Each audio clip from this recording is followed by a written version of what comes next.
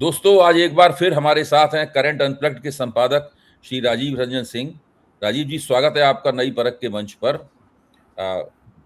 जब सारा देश इस वक्त उलझा हुआ था कि सोनम वांगचुक का अनशन क्या रंग लाएगा और 20 तारीख से जंतर मंतर से संसद को होने वाला मार्च हो पाएगा या नहीं हो पाएगा, अब तो सबको खबर मालूम है। पुलिस ने सुबह सुबह आज सोनम वांगचुक को वहां से उठा लिया, अस्पताल में दाखिल कर दिया है।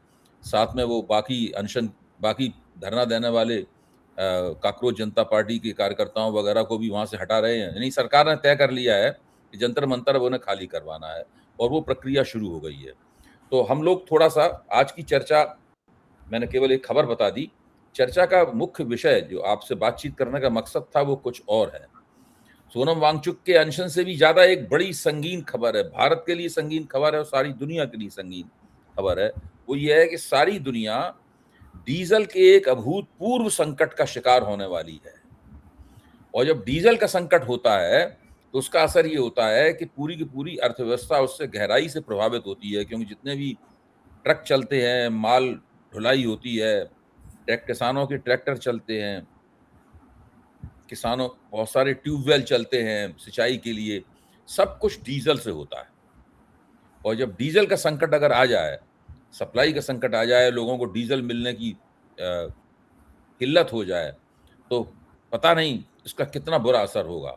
ये तो धीरे धीरे करके ही समझ में आएगा। लेकिन बहरहाल और ये डीजल का संकट खाड़ी युद्ध की वजह से कम है, बल्कि यूक्रेन और रूस के बीच में जो युद्ध हो रहा है उसकी वजह से अचानक ये डीजल का संकट दुनिया के ऊपर टूट पड़ा है और भारत भी इसका बहुत जबरदस्त रूप से शिकार होने वाला है। राजीव जी, डीजल के इस संकट के बारे में नई परख के दर्शकों को विस्तार से बताइए, क्योंकि ये बिल्कुल एक नया पहलू है। जो इधर उधर की तमाम राजनीतिक घटनाएं होती रहती हैं उसमें लोग उलझे रहते हैं और इसकी तरफ निगाह नहीं जाती। राजीव जी। सर, धन्यवाद अपने मंच पे बुलाने के लिए, और बहुत ही बढ़िया टॉपिक आपने उठाया है। पूरा विश्व जो है वो डीजल के संकट में फंसने वाला है और भारत के मीडिया में इस पे एक लाइन की भी चर्चा नहीं है। अब सबसे पहले तो ये समझ लीजिए कि डीजल का संकट आने क्यों वाला है। जब पिछला ईरान युद्ध हुआ था तब क्यों नहीं डीजल का संकट आया था? तो उसका कारण ये है कि रशिया बहुत बड़ा एक्सपोर्टर है डीजल का, ठीक है। पर पिछले विगत 2 हफ्तों में यूक्रेन ने लॉन्ग रेंज ड्रोन और मीडियम रेंज मिसाइल दाग के 7 मिलियन बैरल रिफाइनिंग कैपेसिटी जो रशिया की है, उसमें से बहुत सारी कैपेसिटी को उन्होंने ये कह लीजिए कि ध्वस्त कर दिया है, ठप कर दिया है। हाँ, ठप कर दिया है। और रशिया ने डीजल के एक्सपोर्ट पे बैन लगा दिया डीजल के एक्सपोर्ट पे। तो इंडिया बहुत कुछ रशिया के ऊपर में डिपेंडेंट था। गल्फ तो पूरा बंद पड़ा हुआ है, हॉर्मुज की खाड़ी बंद पड़ी है, भारत तक डीजल पहुंचे कैसे? पहली बात। दूसरा, हमको मदद मिल सकती थी अमेरिका से। अमेरिका आपको मालूम है वर्ल्ड का सबसे बड़ा क्रूड प्रोड्यूसर कंट्री है। 5 मिलियन बैरल पर डे का अमेरिका का डीजल बनाने की कैपेसिटी है, रिफाइनिंग कैपेसिटी है। पर अमेरिका में समर सीजन आ रहा है, समर सीजन में वहां पे बहुत हवाई यात्राएं लोग करते हैं, ठीक है। और यूरोप पूरी तरीके से आपको पता है कि ऑयल के लिए डिपेंडेंट है गल्फ पे, और अमेरिका पे रशिया से ऑयल लेना बंद कर रखा उन्होंने। तो अभी क्या होता है, जब आप डिस्टिलेशन करते हो, आप जब क्रूड लेके उसको अलग अलग प्रोडक्ट्स में कन्वर्ट करते हो रिफाइनिंग करके, तो आपके पास में 2 मौके रहते हैं। या तो आप जेट फ्यूल यानी जो फ्लाइट प्लेन्स इन सब में जो जाता है उसको ज्यादा बनाओ, या डीजल को ज्यादा बनाओ। तो चूंकि समर सीजन है यूरोप में, अमेरिका में, इनको मालूम है कि यात्राएं बहुत हो रही है, वर्ल्ड कप फुटबॉल चल रहा है, तो जेट फ्यूल को इन्होंने पिछले 2 महीनों में ज्यादा प्रधानता दी। इन्होंने सोचा नहीं था कि डीजल का संकट रशिया की तरफ से आ सकता है, तो जेट फ्यूल को प्रधानता दी, क्योंकि एरोप्लेन्स चलने बंद हो जाते हैं यदि 15-20 दिन में जेट फ्यूल का बस उतना ही स्टॉक रह गया था यूरोप में। उस कारण से क्या हुआ कि पिछले कुछ हफ्तों में जो diesel 5 million barrel per day America बनाने की जो कैपेसिटी थी, वो उसने घटा के 4.4 मिलियन बैरल कर दी, और 2.3 मिलियन बैरल जो एविएशन फ्यूल अमेरिका ने बनाया, जो मतलब औसतन तौर पे 1.7 मिलियन बैरल पर डे रहता था, मतलब 6 लाख बैरल रोज एक्स्ट्रा एरोप्लेन के लिए फ्यूल बना। तो अमेरिका चूंकि कम जो है वो डीजल बना रहा था, क्रूड से कम डीजल बना रहा था, तो वहां कमी हुई, $6 लाख पर बैरल की। हॉर्मुज की खाड़ी बंद है, उस कारण से हो गया। और यहाँ रशिया के ऊपर में यूक्रेन ने अटैक करके बुरी तरीके से वहां पे ध्वस्त किया, वहां एक कमी होगी। तो ये सारी चीजों ने मिलके सडनली पिछले एक हफ्ते से अभय जी डीजल का जबरदस्त संकट जो है वो विश्व के सामने लाके खड़ा कर दिया। और ये डीजल तक नहीं रुकने वाला, डीजल का जो संकट है ये खाद्यान्न संकट में कब बदल जाए या आप परिकल्पना भी नहीं कर सकते। बहुत फास्ट होगा, आपको पता भी नहीं चलेगा, क्योंकि जितने ट्रैक्टर्स हैं आपको मालूम है सब डीजल पे चलते हैं। यहाँ तो कोई ईवी वाले ट्रैक्टर तो है नहीं, सब डीजल पे चलते हैं। यदि डीजल ही नहीं रहा तो आप कहां से ट्रैक्टर करोगे, कहां से बुआई करोगे? तो ये एक ऐसा प्रॉब्लम है जिसपे भारतवर्ष में कहीं कोई चर्चा हो नहीं रही है, किसी को आइडिया ही नहीं है, खबर ही नहीं है। अब यदि डीजल का संकट हुआ तो खाद्यान्न के संकट में कन्वर्ट होगा, खाद्यान्न का संकट हुआ तो महंगाई बढ़ेगी, महंगाई बढ़ेगी तो रिजर्व बैंक ऑफ इंडिया को इंटरेस्ट रेट ऊपर करना पड़ेगा, इंटरेस्ट रेट ऊपर करना पड़ेगा तो जो कंपनीज, फैक्ट्रीज, मैं, आप, रिटेल जो लोन लेते हैं, हम ऊंचे ब्याज दरों को देख के लोन नहीं लेंगे, लोन नहीं लेंगे तो इकोनॉमी में इन्वेस्ट नहीं कर पाएंगे, इन्वेस्ट नहीं कर पाएंगे तो जीडीपी कम हो जाएगी, स्टॉक मार्केट गिरेगा। तो ये पूरा एक सर्कल है। तो पर इस सर्कल के जो बिंदु में है, जो केंद्र में है, वो बढ़ता हुआ डीजल का संकट है। और अमेरिका जैसा राष्ट्र जहां पे खुला बाजार है, वहां कंट्रोल प्राइसेस नहीं है, डीजल का दाम $5 पर गैलन के ऊपर चला गया अबे जी। एक गैलन में शायद 3.78 लीटर, 3.78 लीटर तेल रहता है। अगर मैं 96 रुपीज का $1 पकड़ूं तो ये लगभग जो है 126-127 रुपए प्रति लीटर के आसपास पे डीजल का दाम आज की डेट में अमेरिका में हो गया है। भारत में कहां है? जबकि अमेरिका डीजल बनाता है, उसके पास में आउटपुट की कोई कमी नहीं है। भारत के पास में तो आउटपुट ही नहीं है, सब बाहर से मंगाते हैं। तो यदि अमेरिका में 126-127 रुपए लीटर डीजल बिक रहा है, अगर मैं कन्वर्ट करके देखूं इंडियन करेंसी और वो पूरा चीज लेके, तो भारत में तो अभी तक वहां तक पहुंचा नहीं। अगर वहां पहुंच गया तो आप सोचिए त्राहिमाम ही त्राहिमाम अर्थव्यवस्था में हो जाएगा। जी अभय। नहीं तो कुछ तो जैसे कि भारत सरकार के जो ऊर्जा संबंधी रणनीतिकार हैं, उनकी निगाह में ये बात जरूर आई होगी, जिस तरह आपने पता लगा ली, उन लोगों को भी पता लग गया होगा। तो कुछ ना कुछ तो उन्होंने उसकी पेशबंदी की होगी, कुछ ना कुछ तो हैजिंग की होगी, कहीं ना कहीं से कोशिश की होगी कि वहां से हमें डीजल मिल जाए। कोशिश करने से क्या होगा भाई? रशिया ने एक्सपोर्ट बैन कर दिया। आपका एकमेव ऑप्शन जो था वो रशिया था। दूसरा ऑप्शन आपका इराक और सऊदी अरबिया, ये जो गल्फ का रीजन, हम इराक से बहुत तेल लेते हैं। स्टेट ऑफ हॉर्मुज के कारण कुवैत, इराक ये तेल दे ही नहीं पा रहे हैं। वैसे आप लोग की जानकारी के लिए थोड़ा दर्शकों का जनरल नॉलेज मैं बढ़ा दे रहा हूँ, इस टॉपिक से इतर हट के बोल रहा हूँ। इराक के जो राष्ट्रपति हैं, आप लोग को जान के हैरानी होगी कि वो आदमी का कुछ पॉलिटिकल ट्रैक रिकॉर्ड ही नहीं है। अली अल जरदारी, ये जो है ये बेसिकली इन्वेस्टमेंट बैंकर थे। इनका एक बैंक था और इस बैंक पे कुछ महीने पहले तक जो है अमेरिका ने सैंक्शन लगाया था, क्योंकि ये ईरान को मदद कर रहे थे। ईरान में जो गवर्नमेंट है उनको पैसा रोटेट करके लाके देने में मदद कर रहे थे जी। पर ये जरदारी साहब पहुंच गए ट्रंप के पास में और उन्होंने बोला कि हमको ईरान से का जो दखल है वो कम करना है इराक में, तो आप मदद कीजिए। तो ट्रंप ने बोला यही राष्ट्रपति बनेगा। तो अली अल जरदारी जो है अब नए राष्ट्रपति इराक के। किसी को पता नहीं कि ये व्यक्ति कहां से आएगा, कहां से आया है। और जरदारी जी बनते से सबसे पहले मत्था टेकने के लिए अमेरिका के शेवरॉन के पास पहुंचे। शेवरॉन जो वर्ल्ड की सेकंड लार्जेस्ट प्राइवेट ऑयल ये कंपनी है, पब्लिक लिमिटेड कंपनी है, वो वहां जाके अब वो डील करके आगे कि इराक का जो तेल है वो हार्मोज से नहीं जाएगा, वो एक पाइप बनाएंगे हम जो सीरिया का जो ये है नदी जो वहां पास में वहां तक जाएगा, वहां से यूरोप में जाएगा। तो देखिए भूमंडलीकरण के दौर में बड़े बड़े गेम हो रहे हैं भूमंडल में। इराक पे जब हमला हुआ था, अमेरिका ने किया था, चाइना चूत चपड़ ना करे, तो दोनों के बीच में समझौता ये हुआ कि तेल हमारा और चाइना इंफ्रास्ट्रक्चर तुम्हारा। तो सद्दाम हुसैन के खिलाफ चाइना ने कुछ बोला नहीं। आज देखिए जितने भी इंफ्रास्ट्रक्चर के प्रोजेक्ट्स इराक में चल रहे, सब चाइनीज कंपनीज कर रही हैं। हुबई हो गया, जिन्नुआन हो गया, शानडोंग इंफ्रा हो गया, मतलब you name infra companies of Chinese सब वहां पड़े हुए हैं। अब यही खेल ईरान में करने जा रहे हैं। तो जो आप ऑल्टरनेटिव की बात कर रहे हो, देखिए क्या गेम चल रहा है इस ग्लोबलाइजेशन के दौर में। और अमेरिका की दादागिरी, 3 बड़े राष्ट्र जिनके ऑयल के खजाने जो थे, जो अमेरिका के अंडर में नहीं थे, उसको इन्होंने अंडर में करने का पूरा प्रयास किया। सबसे पहला जो है इन्होंने इराक को ले लिया। चाइना ज्यादा बोले नहीं, उसको इंफ्रास्ट्रक्चर दे दिया, बोला तुम भी कमाओ हम भी कमाएंगे। उसके बाद में वेनेजुएला में जाके जो है डेल्सी रॉड्रिगेज को अपने पक्ष में करके प्रेसिडेंट को उठा के लेके चले गए। ईरान में जाके ये अटक गए। ईरान में इन्होंने आयतुल्ला को पहले दिन मार गिराया, पर इन्होंने सोचा नहीं था कि वहां मतलब लोगों के अंदर में इतना दृढ़ संकल्प है कि वो इस तरीके से सामना करेंगे। तो अब पूरा युद्ध चल रहा कि ईरान के तेल को कैसे कब्जे में लेके आया जाए। तो मैं ये सारी बातें क्यों बता रहा हूं, इसलिए बता रहा हूं क्योंकि जो ऑल्टरनेटिव की आपने प्रश्न पूछा या जो सवाल उठता है, हमारे पास में ज्यादा ऑल्टरनेटिव है नहीं।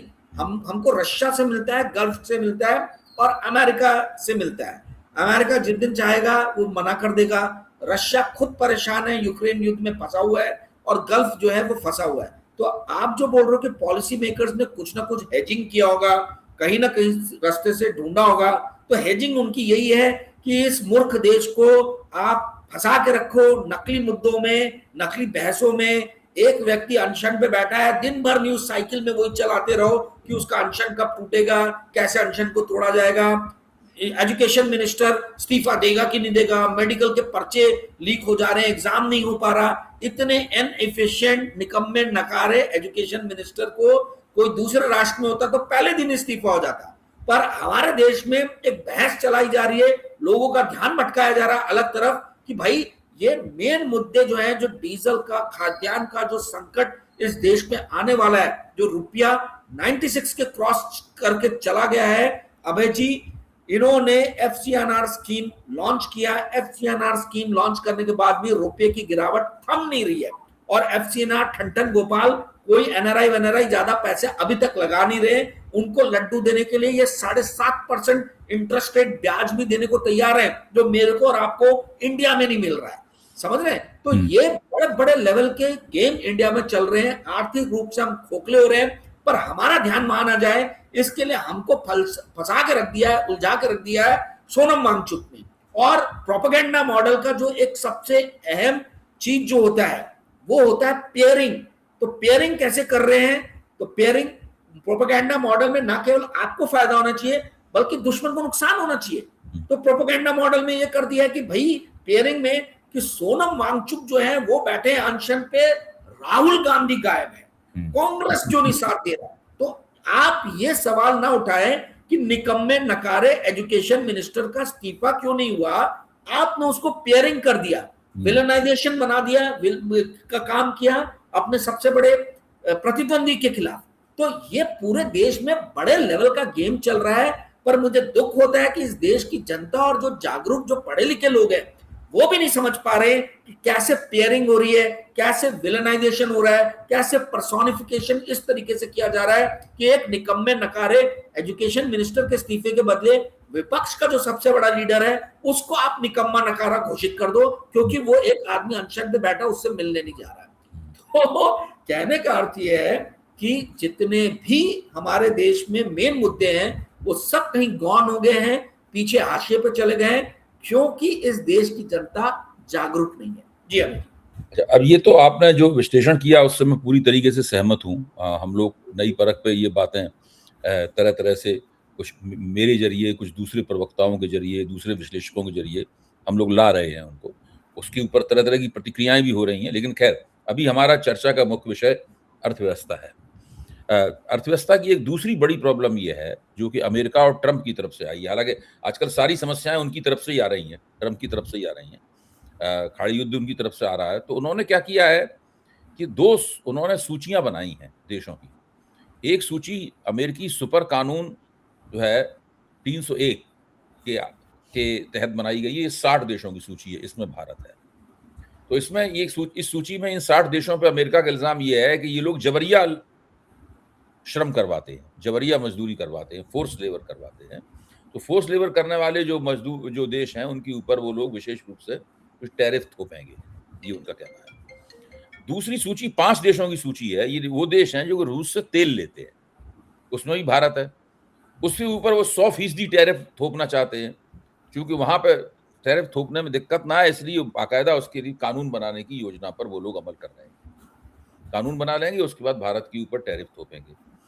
इन दोनों टैरिफों के थोपने का मुख्य मकसद ये है कि भारत के ऊपर दबाव डाला जा सके, ताकि वो अपने मन माफिक ट्रेड डील, वाणिज्य समझौता भारत से निकाल लें और भारत का जो कृषि क्षेत्र है उसको अपने हिसाब से खुलवा लें। जो भारत खोलना भी चाहता है, लेकिन संकोच भी है, कहीं ना कहीं रुकता भी है, लेकिन ऐसी बात नहीं, खोलने के लिए काफी कुछ तैयार भी है। और ऊपर से ट्रम्प नरेंद्र मोदी के बारे में कहते हैं कि he is a beautiful person and he is my friend, he is my good friend. तो साथ में ये भी कहते हैं। अब ये जो पूरा प्रकरण है, ये पूरा प्रकरण तो भारतीय अर्थव्यवस्था के वर्तमान और भविष्य दोनों के लिए ही काफी नुकसानदेह है। राजीव जी। नहीं, आपने बिल्कुल सही कहा कि भारत के लिए स्थिति बड़ी विषम बन रही है। विषम इसलिए बन रही है क्योंकि हमारी मेन कमाई का जरिया ही जो है वो अमेरिका है। 45 बिलियन डॉलर से हम लोग ट्रेड सरप्लस में हैं अमेरिका के साथ में। अमेरिकन कंपनीज आप देख लीजिए, जितनी भी बड़ी बड़ी हैं, चाहे गूगल हो, फेसबुक हो, अमेजॉन हो, एसेंचर हो, सब इंडिया के अंदर में सबसे बड़े जॉब प्रोवाइडर्स हैं, नौकरी देते हैं। तो ये हमारी मूर्खता कह लीजिए या बेवकूफी कह लीजिए, भारत के पिछले 30-35 साल में एलपीजी होने के, लिबरलाइजेशन, प्राइवेटाइजेशन और ग्लोबलाइजेशन होने के बाद से, कि हमने पूरी तरीके से इंडियन इकोनॉमी को जो है वो जोड़ दिया है, कपलिंग, इंटीग्रेशन हो गया है अमेरिकन इकोनॉमी के साथ में। आज यदि नौकरियों का भी सृजन होता है तो अमेरिका की कंपनियों की मेहरबानी से होता है। तो डोनाल्ड ट्रंप ये चीज को बखूबी जानते हैं कि हमारा टिटवा जो है वो उनके हाथ में है। भारत को धन्यवाद देना चाहिए चाइना को कि ये इस चीज पे लेट हो रहा है। मतलब ये नहीं तो बहुत पहले लगा चुके रहते 100% टैरिफ, क्योंकि हम रशिया से तो ले रहे हैं, बहुत दिनों से तेल ले रहे हैं। ये इसलिए नहीं कर पाए क्योंकि अकेले इंडिया को टारगेट कर नहीं सकते थे। मतलब इस लेवल पे किया है पहले भी, पर बहुत व्यापक तौर पे नहीं कर सकते थे, पैमाने पे, क्योंकि चाइना जो है वो सबसे बड़ा जो है वो इंपोर्टर है रशियन ऑयल का। और चाइना ने खुलेआम धमकी नहीं दी है, उन्होंने कन्वर्ट कर दिया। इसके पहले अमेरिका एक्शन लेता, चाइना ने germanium, gallium, tungsten, lithium, zinc, nickel, ये 6 एलिमेंट्स जो हैं, जो rare earth metals, battery elements, इनके एक्सपोर्ट पे कंप्लीटली ये कह के रिस्ट्रिक्शन लगाया है कि सिर्फ सिविलियन पर्पस से हम यूरोप और अमेरिका को ये एलिमेंट्स प्रोवाइड करेंगे। यदि डिफेंस पर्पस में रहा तो हम नहीं करेंगे, तो आप लोग एप्लीकेशन दीजिए। अब एप्लीकेशन देने में सांसें फूल रही हैं, क्योंकि उनको मालूम है 2 साल तक जो है कूड़ेदान में एप्लीकेशन पड़ा रहेगा। तो इस कारण से अमेरिका बहुत ज्यादा एग्रेसिवली स्टेप नहीं ले पा रहा है इंडिया के खिलाफ, क्योंकि चाइना ने जो धमकाया है उससे वो थोड़ा खौफ में है। तो हमको इसके लिए चाइना को थैंक्स बोलना चाहिए। पर आपने जो इंडियन इकोनॉमी की बात की, अबे जी हमारे पास में ज्यादा, देखिए ये इकोनॉमी एकदम से शिफ्ट नहीं ले सकती। हमने 35 सालों में मनमोहन सिंह, नरसिम्हा राव के टाइम से लेके अभी तक, मोदी तक, किसी भी लीडर के पास में चाइनीज लीडर जैसा विजन नहीं था। हम लोग सबके सब जो है अमेरिका के ऊपर में अपने आप को आश्रित बनाते चले गए। तो आज हम रातों रात सोचे कि हम अमेरिका से डीकपलिंग कर लेंगे, तो वो पॉसिबल नहीं है। अमेरिका इसी चीज का फायदा उठा रहा है। उसको मालूम है कि हम इंडिया को डराएंगे, इंडिया डरेगा, क्योंकि नौकरियां इस देश में है नहीं, सब अडानी अंबानी के हाथ में दे दिया है। और डीमोनेटाइजेशन करके जितने छोटे उद्योग थे सब तहस नहस कर दिए। कोविड में उल्टी पुल्टी नीतियां बना के सब तहस नहस कर दिया है। तो यहाँ अमेरिकन अगर कैपिटल नहीं आया, अमेरिकन कंपनीज का पैसा नहीं आया, तो इंडिया जो है वो स्टैंड स्टिल हो जाएगा, रुक जाएगा, थम सा जाएगा इकोनॉमिकल स्केल पे। ये उनको पता है अमेरिका को, और हम रातों रात चेंजेस कर नहीं सकते। यदि अमेरिका ने टैरिफ लगाया इंडिया के ऊपर में, तो ये हमारे लिए मतलब इससे ज्यादा आप कह लीजिए कि बुरी खबर नहीं हो सकती। 100% टैरिफ लगाना, एक्सपोर्ट मार्केट से कंप्लीटली बाहर हो जाएंगे। वैसी वियतनाम जैसा एक छोटा राष्ट्र जो है उसका एक्सपोर्ट इंडिया के एक्सपोर्ट के बराबर पहुंच गया।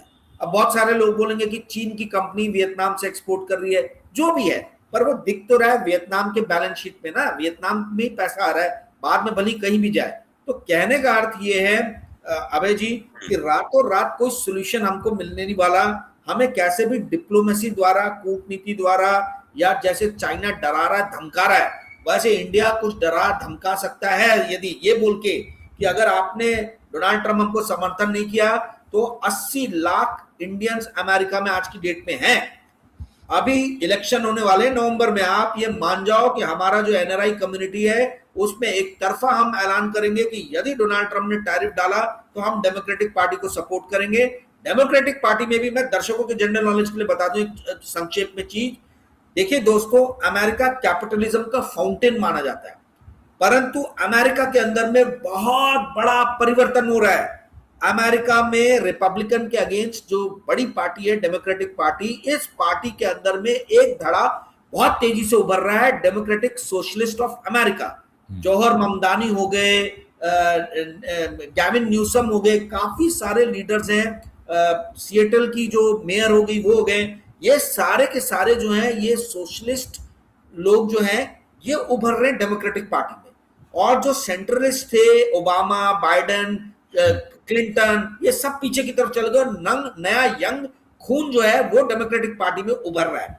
तो यदि भारत ने जरा सा भी इशारा किया कि देखिए अगर आपने हमारे लिए परेशानी खड़ी की तो अब हमारे लोग तो आपके सिटीजन हैं, वोट डालेंगे, हम कैसे भी करके इस इलेक्शन में जो है फिर हम एक तरफा ऐलान करेंगे कि हर भारतीय को जो है वो वोट डालना चाहिए इनके लिए, डेमोक्रेटिक के लिए। और डेमोक्रेटिक सोशलिस्ट पार्टी उभर रही है। अमेरिका में भी बहुत ज्यादा लोगों में नाराजगी, गुस्सा है, क्योंकि वहां पर बिलियनियर्स और बड़े बिलियनियर्स होते जा रहे हैं और नौकरियों की कमी हो रही है आर्टिफिशियल इंटेलिजेंस के कारण। माइक्रोसॉफ्ट, गूगल, मेटा यानी फेसबुक, अमेजॉन, सब लोगों को नौकरी से छटाई कर रहे हैं। तो लोगों के अंदर बड़ा गुस्सा व्याप्त है। तो इस गुस्से को इनकैश करके डेमोक्रेटिक पार्टी आना चाहिए। यदि भारत ने भी थोड़ा सा टिटवा मरोड़ा तो हो सकता है कि जैसे चाइना के साथ ये धमकी भरे शब्दों में अमेरिका बात नहीं करता है, हमारी जो ताकत है, हमारी एनआरआई कम्युनिटी, हो सकता है कि इंडिया के साथ भी जो है अमेरिका दो बार को सोचे टैरिफ लगाने के लिए। जी अभय जी। हाँ, अब थोड़ा सा भारत के ऊपर आते हैं, क्यों क्रूड ऑयल के, कच्चे तेल के दाम तो बहुत तेजी के साथ खाड़ी युद्ध के कारण बढ़ रहे हैं। और खाड़ी युद्ध में मैं तो ये नहीं मानता हूं कि खाड़ी युद्ध जिस तरह 28 फरवरी को शुरू हुआ था और काफी दिनों तक चलता रहा, उस तरीके से ये दूसरी किश्त जो युद्ध की है ये उस तरीके से चलेगी। क्योंकि अभी भी व्हाइट हाउस से इस प्रकार के संकेत आने लगे हैं कि ईरान हमसे बात करना चाहता है, ये इस तरह की बातें वो लोग बोलने लगे हैं जो 1 महीने युद्ध के बाद तकरीबन बोलना शुरू किया था उन्होंने। तो ऐसी उम्मीद है कि शायद हफ्ते 10 दिन के अंदर ये लोग फिर से कुछ बातचीत के दौर में जाएं, लेकिन तब तक तेल के दाम लगातार बढ़े रहेंगे। और होर्मुज बंद हो चुका है और सुनने में आया है कि ईरान दबाव पैदा करने के लिए हुतीस के जरिए जो दूसरा वाला लाल सागर वाला रास्ता है, वहां पर जो जलडमरू मद है, उसको भी, मैं नाम उसका भूल रहा हूँ, उसको भी बंद कर सकता है ताकि वो और ज्यादा अपना पक्ष मजबूत कर सके और ठीक से अमेरिका के ऊपर और अमेरिका के एलाइज के ऊपर दबाव बना सके। तो ऐसी परिस्थिति में भारत का जो ऑयल रिजर्व है, भारत का जो क्रूड रिजर्व है, वो तो हमने सुना है 9 दिन के लिए केवल होता है, तो वो भी समस्या है। उधर अमेरिका पे भी इसका असर पड़ रहा है, वहां भी तेल, आपने बताया डीजल तो महंगा हो ही गया है, आमतौर पर गैसोलीन भी महंगी है, वहां पर महंगी हुई है पहले से। तो ऐसी परिस्थिति में भारतीय अर्थव्यवस्था, और भारत में महंगाई बहुत बढ़ रही है। आपके अभी जून के जो आंकड़े आए हैं उसमें थोक महंगाई 9.81% है, जो कि 44 महीने में सबसे ज्यादा है। उसके बाद रिटेल की महंगाई भी 6 महीने में सबसे ज्यादा है। ये सब भी हो रहा है, कोई रोजगार तो मिल नहीं रहा लोगों को। तो ऐसी ये परिस्थितियां तो काफी भारतीय अर्थव्यवस्था को बड़ी निराशाजनक तस्वीर पेश कर रही हैं।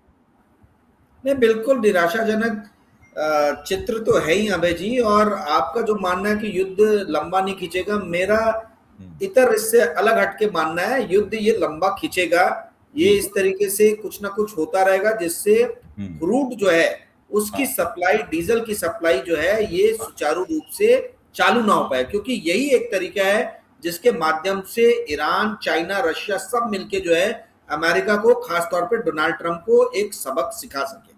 तो ये ईरान, देखिए इसमें जो समझने वाली मेन चीज है वो ये है कि पहले तो न्यूक्लियर वेपन के ऊपर में था, न्यूक्लियर मटेरियल के ऊपर में था कि जो आपका इनरिच्ड यूरेनियम है वो आप हमको दे दीजिए। अब आप देखिए कहां शिफ्ट हो गया है। अब इनरिच्ड यूरेनियम तो बात की बात है, ईरान उस पर बात ही नहीं कर रहा है। बात ये आ गई है कि हॉर्मुज की खाड़ी से गुजरने वाले हर बेड़े के ऊपर में, जहाज के ऊपर में हम टोल टैक्स लेंगे, ठीक है। तो अब वो न्यूक्लियर तो पीछे चला गया। तो ईरान ने पहली स्टेप पे इनको रोक दिया है। और अगर ये, और डोनाल्ड ट्रंप बोलते नहीं लेने देंगे, तो ये एक ऐसा, और वाकई में उनके लिए, ट्रंप के लिए मुश्किल हो गया, क्योंकि यदि ईरान ने चार्ज करना चालू किया तो ओबामा से लेकर बाइडेन तक सब हंसेंगे और पूरा मतलब अमेरिका में मखौल उड़ जाएगा कि चौबे जी छप्पे बनने गए थे और दुबे बन के आ गए। अच्छा खासा फ्री वहां से सारे व्हीकल जा रहे थे, इन्होंने अटैक करके कुछ किया नहीं और अब सब पूरा विश्व जो है वो मुसीबत में फंस गया।